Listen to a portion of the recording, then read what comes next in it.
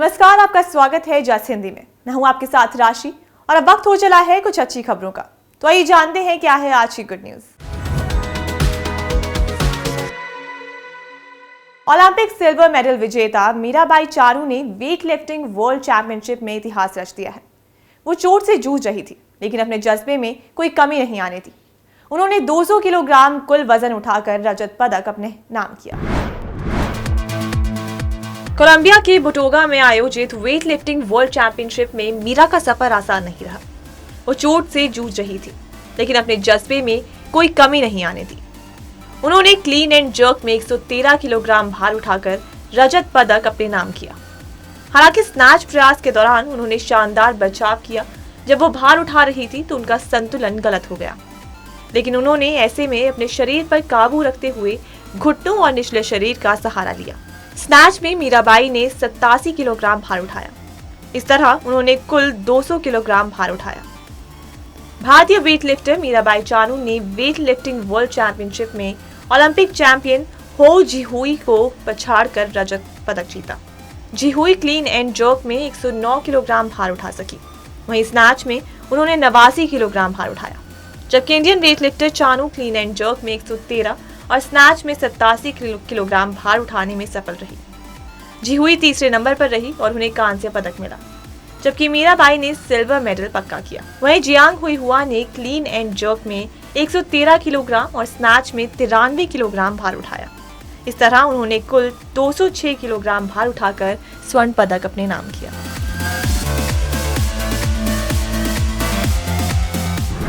पंजाब में ग्रामीण क्षेत्रों में औद्योगिक विकास को बढ़ावा देने और नौजवानों के लिए रोजगार पैदा करने के उद्देश्य से मुख्यमंत्री भगवंत मान ने राज्य भर में 20 समर्पित ग्रामीण औद्योगिक हब स्थापित करने का ऐलान किया है। औद्योगिक नीति के मसौदे पर विचार जानने के लिए पंजाब सिविल सचिवालय में उद्योगपतियों के साथ बैठक की अध्यक्षता करते हुए मुख्यमंत्री ने कहा कि ये कदम दो उद्देश्यों की पूर्ति करेगा। एक तरफ जहां औद्योगिक विकास को बढ़ावा देगा, तो वहीं दूसरी तरफ ग्रामीण नौजवानों के लिए रोजगार के नए आयाम सृजित करेगा। उन्होंने कहा कि ये हब उद्योगपतियों को अपने यूनिट स्थापित करने में सुविधा देने के लिए अत्याधुनिक बुनियादी ढांचे के साथ लैस होंगे। भगवंत मान ने इन औद्योगिक हबों में यूनिट स्थापित करने के इच्छुक उद्योगपतियों को पूर्ण सहयोग का भरोसा दिलाया। मुख्यमंत्री ने कहा कि अमन शांति को हर सूरत में बरकरार रखा जाएगा और किसी को भी किसी भी कीमत पर इसे भंग करने की इजाजत नहीं दी जाएगी। मान ने स्पष्ट शब्दों में कहा कि रोष प्रदर्शन हर किसी का लोकतांत्रिक हक है, लेकिन इसके बहाने राज्य की आर्थिक तरक्की को रोकने की किसी को भी इजाजत नहीं है। इस दौरान उद्योगपतियों ने राज्य सरकार की निवेश समर्थक नीतियों की सराहना की। उन्होंने मुख्यमंत्री को भरोसा दिलाया कि वो राज्य की सामाजिक आर्थिक तरक्की में सक्रिय हिस्सेदार बनेंगे। बैठक के दौरान मुख्यमंत्री ने विभिन्न जिलों की खास वस्तुओं के उत्पादन को बढ़ावा देने के लिए एक जिला एक उत्पाद का विचार भी पेश किया। उन्होंने कहा कि इससे औद्योगिक वस्तुओं के उत्पादन को बढ़ाने में मदद मिलेगी और उद्यमियों को एक जिले में से गुणवत्ता वाले उत्पाद पैदा करने के योग्य बनाया जाएगा। भगवंत मान ने कहा कि राज्य के बहुत से जिलों को कई उत्पादों में महारत हासिल है और इसकी संभावना को एक जिला एक उत्पाद पर केंद्रित करके आगे बढ़ाया जा सकता है।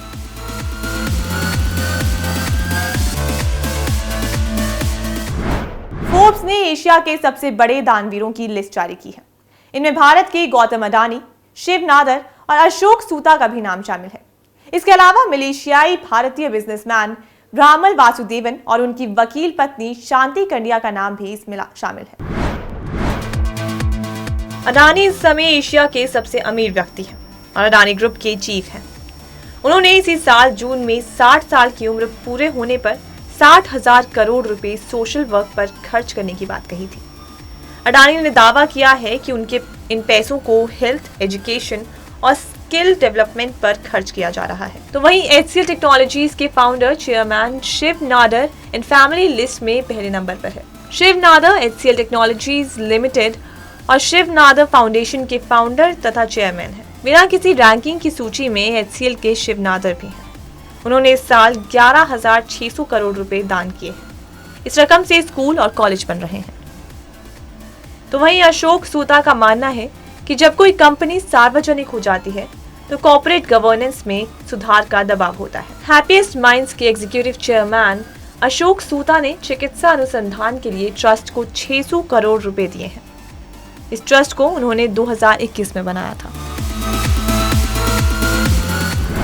नागपुर मेट्रो ने वर्धा रोड पर 3.14 किलोमीटर की सबसे लंबी डबल डेकर वायाडक्ट मेट्रो बनाने के लिए Guinness book of world records में जगह बना ली है। महाराष्ट्र मेट्रो के एमडी ब्रिजेश दीक्षित ने नागपुर में मेट्रो भवन में एक कार्यक्रम में गिनीज वर्ल्ड रिकॉर्ड्स के जज और निर्णायक ऋषि नाथ से उपलब्धि के लिए एक प्रमाण पत्र प्राप्त किया। डबल डेकर वायडक्ट को पहले ही एशिया बुक ऑफ रिकॉर्ड्स और इंडिया बुक ऑफ रिकॉर्ड्स ने एशिया और भारत में सबसे लंबी संरचना के रूप में प्रमाणित कर दिया है। इस अवसर पर बोलते हुए दीक्षित ने कहा कि वर्धा रोड पर परियोजना को क्रियान्वित करना एक बड़ी चुनौती थी। ये 3 टायर स्ट्रक्चर का हिस्सा है, जिसके ऊपर मेट्रो रेल, बीच में हाईवे, फ्लाईओवर और जमीनी स्तर पर मौजूदा सड़क है। सड़क परिवहन और राजमार्ग मंत्री नितिन गडकरी ने भी प्रतिष्ठित स्थान हासिल करने के लिए मेट्रो रेल को बधाई दी है। एक आधिकारिक विज्ञप्ति के अनुसार 3.14 किलोमीटर की माप वाला डबल डेकर वायडक्ट दुनिया में किसी भी मेट्रो रेल प्रणाली में सबसे लंबी संरचना है। एक आधिकारिक विज्ञप्ति के अनुसार 3.14 किलोमीटर की माप वाला डबल डेकर वायडक्ट दुनिया में किसी भी मेट्रो रेल प्रणाली में सबसे लंबी ऐसी संरचना है और इसके 3 स्टेशन हैं। महा मेट्रो ने न केवल सबसे लंबे डबल डेकर वायडक्ट के लिए बल्कि डबल डेकर वायडक्ट पर निर्मित अधिकतम मेट्रो स्टेशनों के लिए एशिया और इंडिया बुक ऑफ रिकॉर्ड्स में प्रवेश किया है।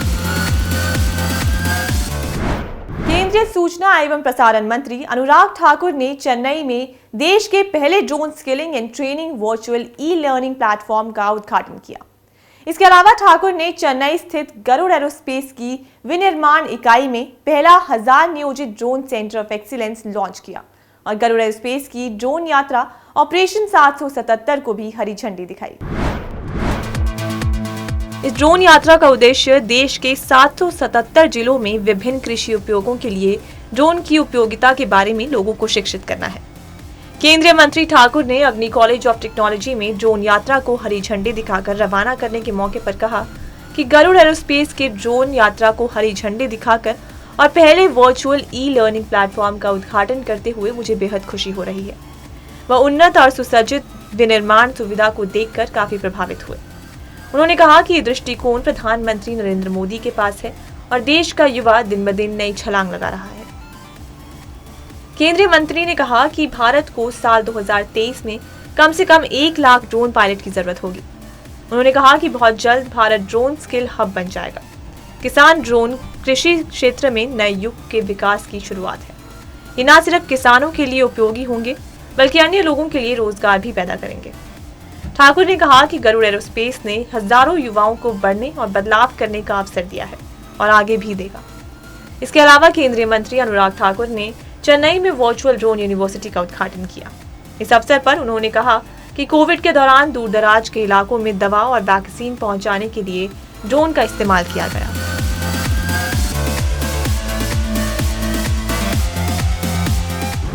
भारत के सबसे बड़े domestic cricket tournament Ranji trophy में पहली बार महिलाएं अंपायरिंग करती नजर आएंगी।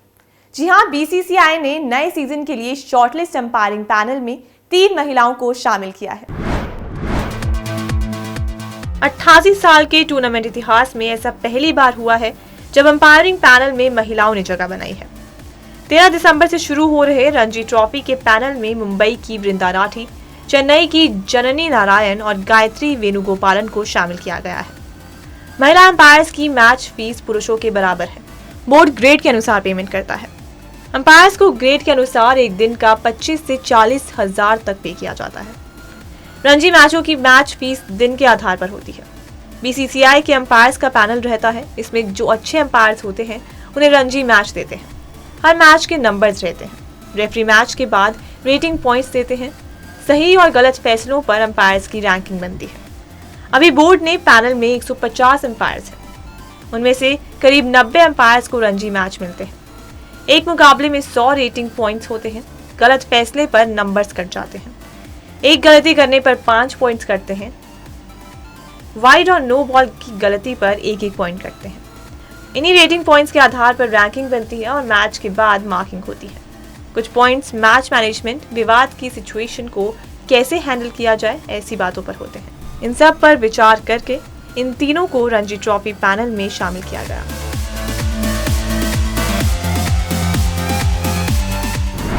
दिल्ली हाई कोर्ट ने एक महिला को 33 हफ्ते की प्रेगनेंसी खत्म करने की परमिशन दे दी है। सुनवाई के दौरान न्यूरोसर्जन और स्त्री रोग विशेषज्ञ का पक्ष सुना था और फैसला सुरक्षित रख लिया था। दरअसल कुछ दिक्कतों के चलते बच्चा विकलांग पैदा हो सकता था। प्रेगनेंसी एडवांस स्टेज में थी, इसलिए दिल्ली के LNJP हॉस्पिटल के मेडिकल बोर्ड ने एबॉर्शन से इनकार कर दिया था। इसके बाद महिला ने हाई कोर्ट में अपील की थी। कोर्ट 26 साल की पूजा नाम की महिला के मामले में सुनवाई कर रहा था। पूजा की ओर से एडवोकेट अन्वेश मधुकर, प्रांजल शेखर, प्राची निर्वाण और यासीन सिद्दीकी ने पक्ष रखा। न्यूरोसर्जन ने कोर्ट में कहा था कि इस बात की पूरी संभावना है कि बच्चा कुछ विकलांग होगा, लेकिन बच जाएगा। बच्चे के जीवन की गुणवत्ता का अनुमान नहीं लगाया जा सकता, लेकिन जन्म के लगभग 10 हफ्ते बाद कुछ परेशानियों से निपटने के लिए सर्जरी की जा सकती है। फैसला सुनाते हुए जस्टिस प्रतिभा M सिंह ने कहा कि कोर्ट इस नतीजे पर पहुंचा है कि मां की पसंद ही आखिरी है। इसे ध्यान में रखते हुए कोर्ट गर्भपात की परमिशन देता है। वो चाहे तो LNJP या अपने चुने हुए किसी भी अस्पताल से एबॉर्शन करवा सकती है। जस्टिस सिंह ने कहा कि भारतीय कानून में ये स्पष्ट किया गया है कि अंततः एक मां की चॉइस पर निर्भर होता है कि वो अपनी गर्भावस्था को जारी रखना चाहती है या नहीं। कोर्ट ने कहा कि इस तरह के मामलों में एक महिला को गंभीर दुविधा से गुजरना पड़ता है। आधुनिक तकनीक के साथ एबॉर्शन जैसे मामलों में फैसला करना मुश्किल हो जाता है।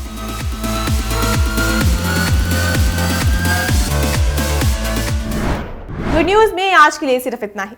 फिर लौटूंगी कुछ अच्छी खबरों के साथ। तब तक के लिए मुझे दीजिए इजाजत और देखते रहिए जासिंदी।